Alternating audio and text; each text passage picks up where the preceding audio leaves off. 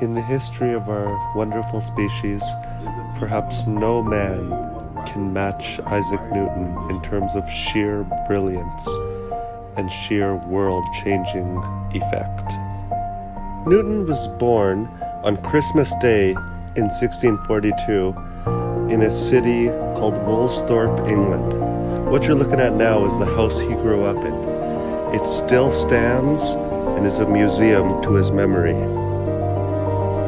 Newton wrote this picture of his name on his desk when he was in elementary school. And what you're seeing here is a sundial that he carved into the wall at his house. His thirst for knowledge was insatiable. Newton often talked about standing on the shoulders of giants, and Kepler is the giant he stood on.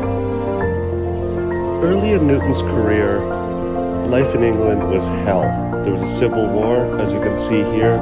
King Charles had gotten his head cut off, and Cromwell took over as dictator.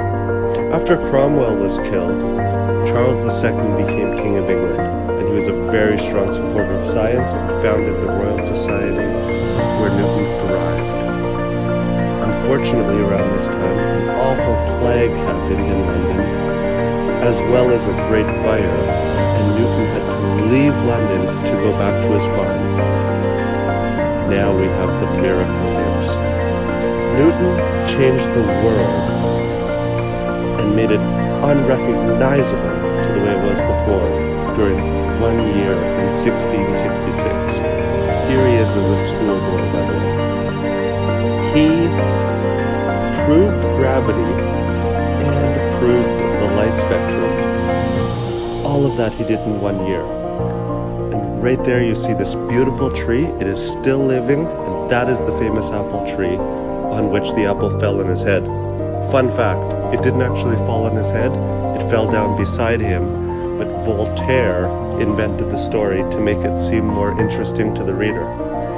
Clearly it worked, because I still can picture in my mind that landing on his head. Now, this is how calculus works, which is another thing he invented during the miracle years. Every parabola or arc possible can be found by cutting a cone at different sections. For all you math students, I'm sure you already know this. And the other important thing he did in his miracle years is prove how the light spectrum works. So you take sunlight, you put it through a prism. Everyone knows that, it'll have a rainbow. But if you put it through another one with just a little hole and through another prism, you can isolate the different light. Genius. Now, during his mid-career, he fought with a lot of people, not with his fists, but just through letters. And one important thing he did was invent a telescope. That's what you see here. That telescope is 1/10 the size of the best one that came before it, and it is 10 times as strong. Genius again. Now this is the dining hall at Cambridge, where Newton worked. Here you see Christopher Wren, one of the founding members of the Royal Society. This is Edmund Halley, of which the famous comet is named. And Edmund Halley is the person who got Newton to write this masterpiece. This is the Principia, which proves the 3 laws of motion. Law 1, something not in motion won't go in motion. Law 2, if you put force on an object, it'll move. And Law 3 is the most famous one. Every action has an equal and opposite reaction. Now, Newton's legacy is complex. I think I've made a very strong case that he's the smartest man who ever lived, in my opinion.